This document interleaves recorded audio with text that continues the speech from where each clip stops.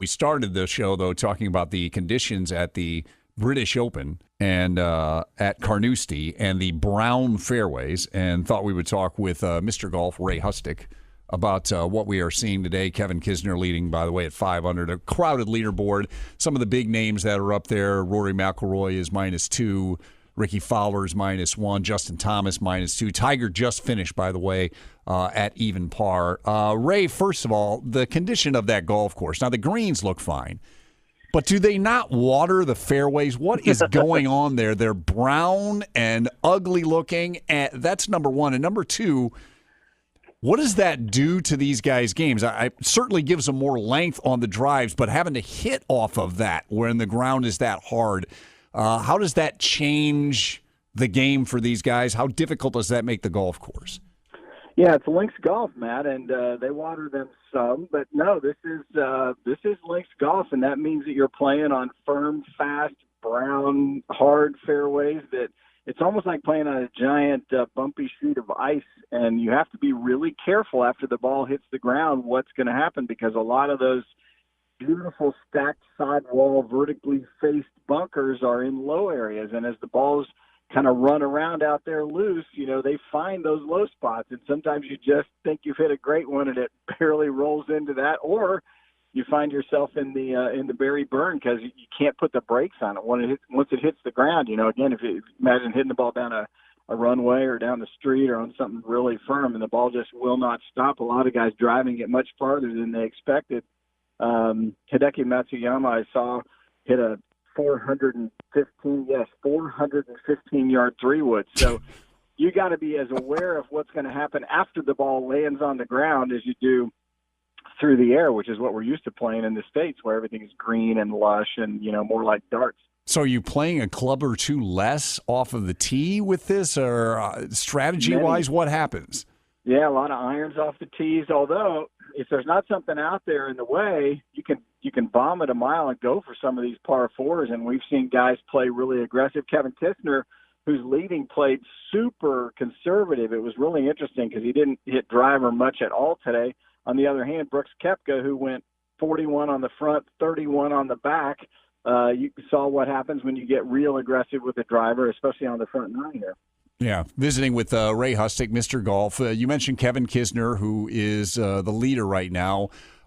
He's a guy that's had some success on the tour, and one of those, I would say, second-tier, younger type of players, not in the echelon of Jordan Spieth, but certainly a very, very good player, up-and-coming player, and he's got some personality to him. Does his game at the British Open have staying power for 4 rounds?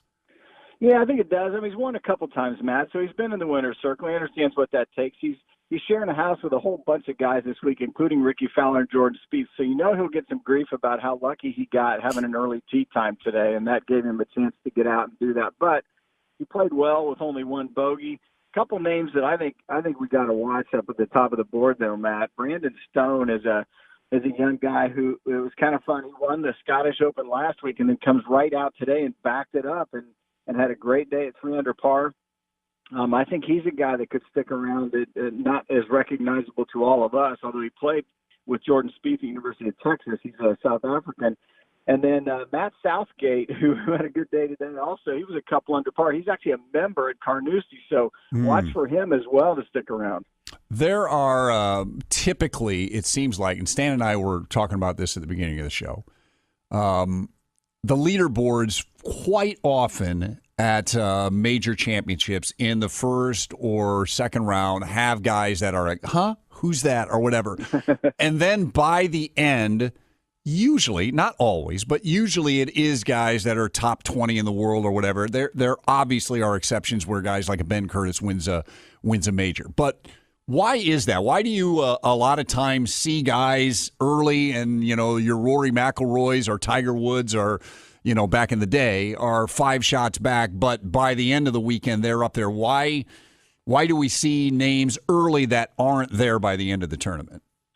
Well, I think Stan would look at it and say it's just like in football. When you're playing at Michigan and the game's tied late in the game, the big players step up and make plays. But when you're playing the first week of the year against somebody that nobody's ever heard of and you're up 50-0, it's a whole different ballgame. It's a lot easier to be a good player in that circumstance.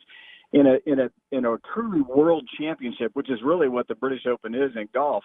You've got a lot of people from all over the world playing, and they're just glad to be there. But they're letting it freewheel in those first couple rounds, just trying to do the best they can do. And when you get to Saturday and Sunday, a lot of times the conditions change, which also makes it tough because the wind directions change, and so less experienced players have a tougher time as well. The pressure just continues to mount as you get closer to Sunday afternoon.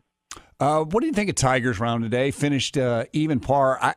I was keeping one on. I thought he was pretty solid, even though at one time he had it to 2 under, so he gave a couple of shots back. But no one in the afternoon was shooting very low. So his round compared to other guys in the afternoon, I thought was pretty good. Yeah, it's a solid round for Tiger, even par. He was 5 shots off the lead after round 1, but he's still in it. He's playing pretty well, and as you said, and rightly so, the wind was a little stiffer in the afternoon. Nothing like they're anticipating for the weekend. They are expecting some things to move through and see some wind over the weekend. Not today was, even 15, 18 miles an hour is not much of a breeze playing over there. But I think what Tiger, he had a couple of really bad miscues, 4 or 5 footers that he missed. Hit some decent golf shots. He was complaining about a sore neck before he started to tee off, and I thought, oh, here we go. Yeah. He's going to play 6 holes and then withdraw. But he fought through it, and I think that was really the round today. Was he was battling. He wasn't hitting it that great. He wasn't putting it fabulously, although he putted. He had his distance control pretty good on the greens for all the shots that I saw, and even par in this tournament is really good, considering a lot of guys that are over par that are, again, all these big names that we anticipate coming into these events. And yeah, Dustin Johnson's +5. He's got to turn around and probably shoot, 68, 67 or something tomorrow, doesn't he, just to get himself back in position after 2 rounds? Well, you're going to look at, the cut's probably going to be a couple over, maybe 3 over, something like that. So, yeah, he's got to get it into to win this golf tournament, he's got to get it down to the mid-60s tomorrow just to get him back, because it's such a, it's so crowded at the top of the leaderboard today. It wasn't like somebody went super low. Yeah, we got Kisner sitting there at 5 under par, but there's a whole lot of guys that are close to him, and 30-some people within 5 shots at this point in the golf tournament. So it is going to be an interesting day tomorrow to watch the big names, see if they start their moves, and see how many of these guys that are pre-tournament favorites actually end up missing the cut. Jordan Spieth at one time looked like he was going to have a really good round. He was 3 under, but then really leaked oil, had a double bogey, but ended up shooting 1 over par.